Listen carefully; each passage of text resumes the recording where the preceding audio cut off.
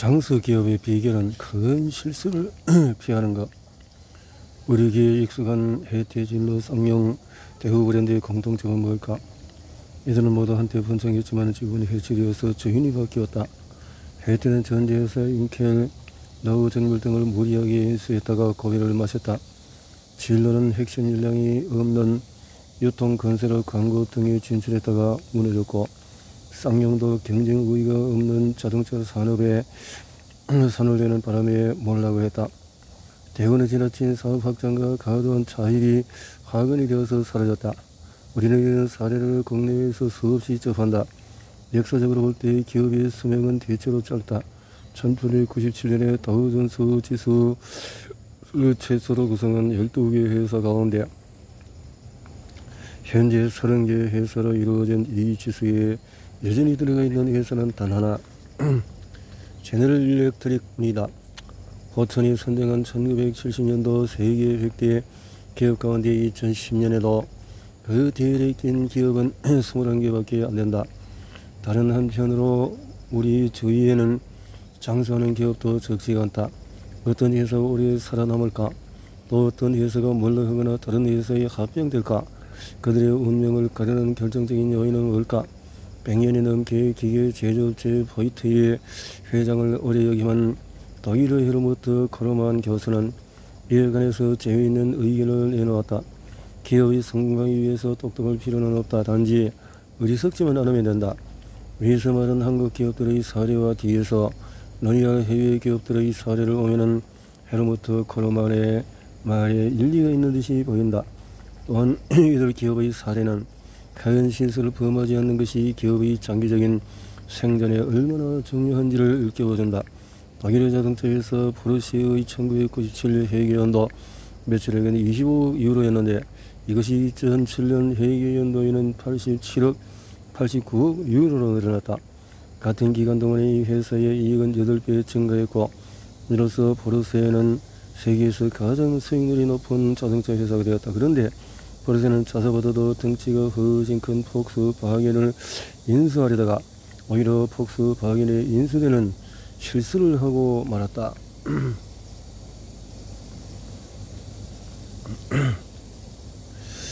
2003년 독일의 히포 조합원 은행의 분산 모기지 은행 히포 부동산은 2년 후인 2005년 독일 주가 지수에 들어갈 정도로 승승장구했다. 2006년에 이 은행의 주가는 57유로였고, 이렇게 그러나 히포 부동산은 50억 유로가 넘는 액수의 대표 은행을 인수한 뒤부터 추락하기 시작했다. 공공 부분의 금융 서비스를 제공하는 대표 은행을 그에게 인수한 것은 히포 부동산의 결정적인 실수였다. 1913년 설립한 미국의 아더 앤더슨은 2001년 매출액 93달러와 직원 수 8만 5천 명을 자랑하는 세계 유수의 회계 법인이었다. 그러나 2002년 랜런의 회계 감사를 맡은 이 회사의 직원들이 회계 감사 자료를 임의로 파기한 사실이 드러나면서 도덕성과 투명성에 치명적인 상처를 입었다. 비록 이것은 한 부서의 실수였고 극소수의 파트너만 그것에 의해서 책임이 있었지만은 한때 세계적인 명성을 내던 아더 앤더슨은 결국 종말을 맞이했다.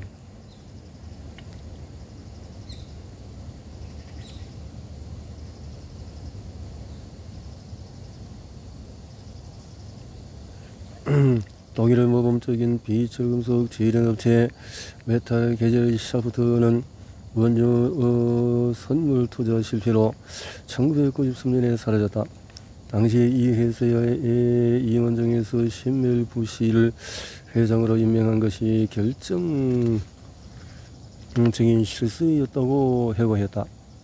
핵심 사업을 잘 운영하던 독일의 손해보험 또 게를링은 외형을 키우고 싶은 욕심에 미국의 재보험회사 컨서티투션 리를 인수했다.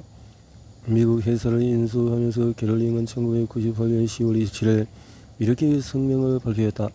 컨서티투션 리를 인수함으로써 우리의 국제 부분은 크게 강화되었고, 이제 우리는 미국의 재보험 시장에 크게 도약할 것입니다. 이들은 그에 도역할 것이라는 말을 양자 도역이라는 영어로 표현했는데 기업 경영에서 양자 도역은 흔히 큰 실수와 같은 뜻인 경우가 많다. 이러한 국내외 사례들이 주는 교훈은 뭔가? 첫째, 큰 실수야말로 기업의 생존을 위협하는 그들은 요인이다. 그러므로 큰 실수는 모든 수단을 동원해서 무조건 막아야 한다. 위에 등장한 회사들이 큰 실수를 저지르지 않았다면 그들은 지금도 존재하거나 인수되지 않았을 것이다. 코르만 교수의 말이 맞다. 기업은 미련한 짓을 하지 않아야 생존한다. 둘째로 큰 실수의 원인 가운데 가장 눈에 띄는 것은 과대 망상증이다. 따라서 경영자, 소유자, 이사회 모두 과대 망상증을 특히 경계해야 한다. 여기서 유념해야 할 것은 기업의 지속적이고 비범한 성공이야말로 과대 망상증이 자라기 쉬운 가장 이상적인 토양이라는 사실이다. 셋째로 회사를 큰 실수의 위험으로부터 보호하려면 과도한 차입이나 무리한 재무 관리를 포기해야 한다. 넷째로 큰 실수는 흔히 겸양이나 도덕성과 거리가 먼 경영자들이 저지른다. 자질이 부족한 최고 경영자를 선발하는 것 자체가 큰 실수인 경우가 적지가 않다.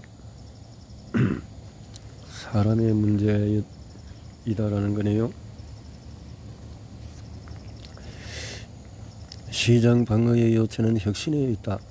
시장을 방어하는 가장 좋은 방법은 시장을 지배하는 것이다. 어느 기업이 시장을 지배한다는 것은 가장 강한 경쟁사보다도 형격이 강해 해당 시장을 선도하는 뜻이다. 그러면 어떻게 해야 시장 선도 기업이 될 수 있을까? 첫째로 가장 좋은 방법은 애플이 스마트 시장을, 소니가 워크맨을, 브리타가 정수기 시장을 처음 만들어낸 것처럼 시장을 새로 창출하는 것이 있다. 둘째로 시장 창출보다 더 어려운 방법으로 기존 시장을 정복하는 것이 있다. 이 방법이 더 어려운 까닭은 혁신을 통해서 이미 자리를 잡은 경쟁사를 몰아내야 하기 때문이다. 1990년대에 휴대용 계산기를 개발한 텍사스 인스트루먼트는 시장에서 계산자를 사라지게 했고, 이케아도 혁신적인 유통 전략으로 가구 시장의 선도 기업이 되었다. 혁신은 더 나은 성능, 더 나은 원가, 혹은 더 나은 성능을 더 낮은 원가에 제공하는 형태일 수가 있다. 시장 선도 기업이 되는 방법 속에는 기업은 어떻게 시장을 방어해야 하는가라는 질문에 대한 답이 들어있다. 저 기업은 시장을 정복할 때와 똑같은 방법으로 시장을 지켜야 하며 그 방법이란 끊임없는 혁신을 말한다.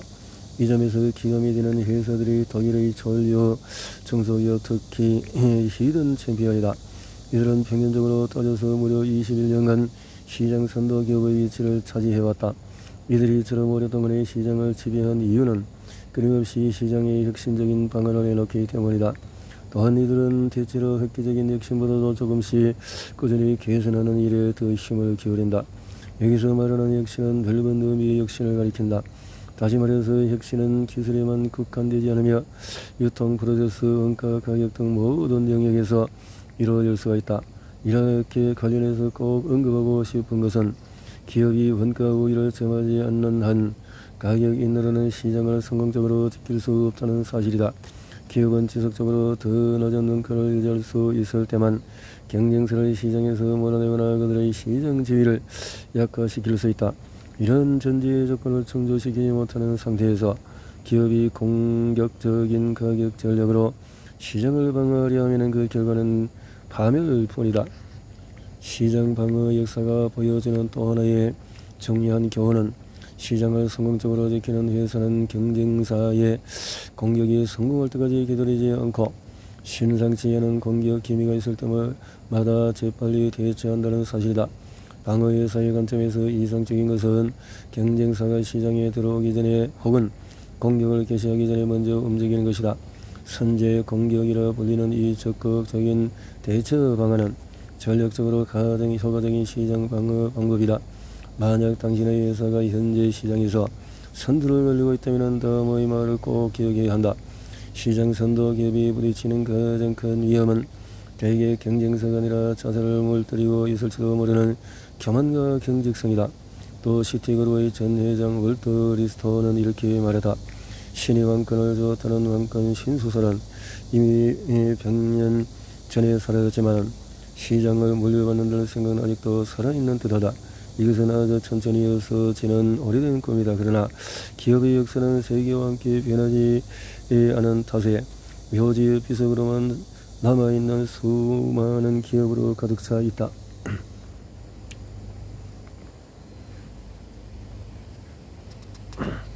한국을 히든 챔피언의 나라로 만들기 위해서 오늘날 경영학 문헌에서 다루거나 명문 경영대학원에서 가르치는 기업 경영은 대부분 대기업 또는 초대형 기업에 초점이 맞춰져 있다. 언론에서 자주 보도하는 내용도 예외가 아니다. 그러니라 삼성, LG, 현대, SK, 포스코 같은 한국 대기업은 국내뿐 아니라 전 세계에서 알려져 있다. 또 세계에 알려진 성공 사례 및 뛰어난 경영 사례는 대부분 대기업에 관한 것이다. 이런 것은 사회 연구의 소재가 되거나 경영 분야에서 일정의 신화로 부상한다. 그러나 현실 경제 시장은 사정이 다르다. 현실 경제는 큰 부분이 대기업이 아니라 중소기업으로 이루어져 있다. 그리고 많은 중소기업이 대기업에 무색할 정도로 뛰어난 경영 성과를 올리고 있다. 반면에 과거의 어려움을 매료시킨 대기업들의 현재 위상은 어떠할까? 1950년대에 GM, 70년대에 IBM 스타 기업이었고 두 회사는 모두 탁월한 경영의 본보기였다. 핀란드의 노키아는 휴대전화 시장에서 1998년부터 2011년까지 무려 13년간 세계 시장 점유율 1위를 차지했다. 하지만 GM과 IBM은 이미 빛이 발했고 노키아는 마이크로소프트에 매각이 되었다. 최근까지 초고령 기업의 상징이던 GE, 포스와겐, 마이크로소프트도 고전을 면치 못하고 있다. 구글, 애플, 페이스북 같은 스타 기업에 똑같은 일이 벌어지지 않는다고 누가 장담할 수 있겠는가? 이제 눈을 한국으로 돌려보자. 과연 앞으로 10년 뒤에 우리 경제를 주도해 온 삼성이나 현대 같은 재벌이 또 나올 수 있을까? 그 확률은 그리 높지가 않다. 반면에 세계 시장을 주름잡는 독일의 히든 챔피언 같은 기업은 얼마든지 더 나올 수가 있고 또 나와야 한다. 애플, 구글 같은 세계의 스타에서 보통 사람은 구체적으로 과연 무엇을 배울 수 있을까? 그들은 알베르트 아인슈타인이나 타이거 우즈처럼 그 분야에서 유일무이한 존재라 보통 사람은 결코 따라갈 수 없다. 반면에 히든 챔피언은 스타가 아닌 보통 사람이 배울 만한 좋은 본보기이자 따라갈 수 있는 적절한 모델이다. 지극히 평범한 그 회사들은 목표에 맞는 적절한 전략을 개발함으로써 시장에서 선두를 차지했기 때문이다. 이들의 전략에는 소규모 회사든 대기업이든 상관없이 본받을 만한 지침이 담겨 있다. 최근 한국 사회는 경제를 이끌어온 대기업의 공로를 인정하는 한편 세계적인 수준의 히든 챔피언을 현재보다 훨씬 더 많이 보유해야 한다는 사회적인 합의에 도달한 듯하다. 나는 이것이 한국 경제가 나아가야 할 매우 바람직하고 현실적인 방향이라고 생각한다. 그러면 한국 사회가 더 많은 히든 챔피언을 배출하는 데 도움이 될 만한 몇 가지 방안을 생각해 보자. 첫째로, 전체적인 히든 챔피언의 혁신 능력을 높인다. 확실한 전문성이 없는 세계 최고가 될 수가 없고 전문성은 쉴 수 없는 혁신을 전제로 한다. 그런데 우리는 많은 중소기업이 자체 역량만으로는 원하는 만큼 연구 개발을 진행하기가 어려운 처지에 있다. 그런 의미에서 독일의 브라운 호포처럼 산업체가 주문하는 연구 프로젝트를 해주거나 같이 하는 기간을 고려해보는 것이 바람직하다. 프라운호프 협회에서는 약 2만 명의 연구원이 응용과 프로젝트를 진행하며 당일의 대기업, 중소기업은 이 협회와 긴밀히 협조한다. 덕분에 이들의 활동은 독일의 혁신성 형성에 크게 기여하고 있다. 예를 들어서 전문가용 필름 카메라 분야의 선도기업 IRI는 아날로그에서 디지털 전환해야 하는 큰 과제를 안고 있었다. 이 회사는 MP3 시스템을 개발한 브라운호프의 도움으로 이 과제를 성공적으로 해결했다. 궁극적으로 정부 정책의 주안점은 우리의 히든 챔피언이 세계 무대에서 지속적으로 성장할 수 있도록 그들의 연구 개발 능력을 키워주는 데 두어야 한다. 둘째로, 훌륭한 중소기업에서 경력을 키우거나 창업하는 것이 인생의 좋은 선택이 될 수 있다는 생각이 사회 전반에 정착되도록 좋은 중소기업 사례, 성공한 청년 실업가 사례 등을 지속적으로 발굴해서 널리 알려야 한다. 히든 챔피언은 기업가 정신이라는 토양에서만 자랄 수 있기 때문이다. 한국인의 평균 IQ는 105이고 독일인의 평균 IQ는 99다. 그러나 한국에 뛰어난 잠재적인 기업이 당연히 많지 않겠는가? 독일의 세계적인 소프트웨어 회사 SAP는 IBM의 독일자 회사에서 일하던 4명의 젊은이가 과감히 IBM을 그만두고 1972년에 설립한 회사다. 설립자 중에서 한 명인 하서 플라트너는 취업을 위해서 거대한 전자회사 지멘스에서 인터뷰했던 경험을 들려주었다. 나는 인터뷰를 하면서 지멘스에서는 도저히 일할 수 없음을 직감했다. 그 회사는 마치 우체국 같았다. 스그린 골프 시장의 1위 기업인 골프전의 설립자 김영천 회장과 세계적인 건설회사 하미글로벌의 김정호 회장은 모두 삼성 출신 기업들이다. 이들은 IBM이나 삼성에 계속 있으면 되었을까? 나는 성장하는 회사에 합류한 젊은이가 대기업에 비싼 또래보다 더 성장할 확률이 높다고 본다. 실제로 한국 대기업은 국내에 우수한 히든 챔피언이 많아야 그들에게 유리하다는 사실을 알아야 한다. 독일의 보쉬는 세계 최고의 자동차 부품 회사다. 그러나 회사의 국제 경쟁력은 수많은 히든 챔피언의 도움 덕분에 가능한 것이다. 우선 현역 회사들이 존재하는 것은 궁극적으로 재벌에게 유리하다. 삼성전자에 납품하는 회사는 애플이나 화웨이 혹은 샤오미에도 납품할 수 있어야 한다. 현재 자동차의 현역에서는 토요타나 폭스바겐과도 거래할 수 있어야 한다. 또한 우수한 인재가 몰려있는 대기업에는 잠재적인 히든 챔피언이 아주 많다. 그런 사업부들을 과감하게 분사하면 그들이 더 크게 성장할 가능성이 높다. 독일 제약에서 바이에른은 한때 치과용품을 생산하는 부서가 있었는데 연매출이 약 1억 5천만 유로 약 2천억 원이었다. 그 정도 매출로는 회사 내에서 주목을 받기가 힘든 상황이었다. 바이에른이 부서를 분사해서 헤로스라는 회사를 만들었고 이후 헤로스는 눈부시게 발전했다. 치과 의료장비 시스템 회사 지로나도 지멘스의 작은 치과 사업 부서였다. 몇 년 전에 성립한 지로나는 곧바로 기업가 정신을 유감없이 발휘해 이 분야에서 세계적인 회사로 거듭났다. 한국 대기업에서는 잘 훈련받은 많은 잠재적인 기업가들이 자신의 역량을 발휘할 수 없는 일을 하면서 좌절하거나 관료화하고 있다. 이들의 기업가 정신과 대기업의 자본력, 경영 노하우를 결합한 사업 모델은 한국 경제의 또 다른 성장 엔진이 될 수가 있다. 넷째로 히든 챔피언이 나오도록 여기의 산업 클러스터가 있어야 한다. 실제로 독일에서는 산업 클러스터가 많은 히든 챔피언의 산실이다.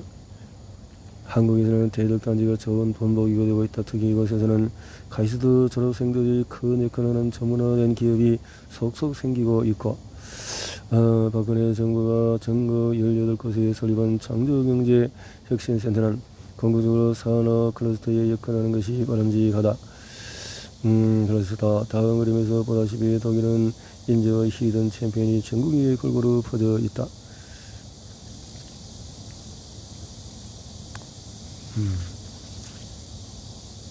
무엇보다 대학생 인턴 제도를 적극 도입해서 시행해야 한다.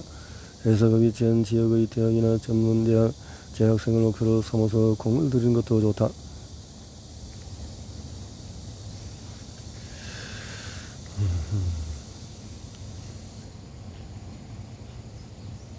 삼장에서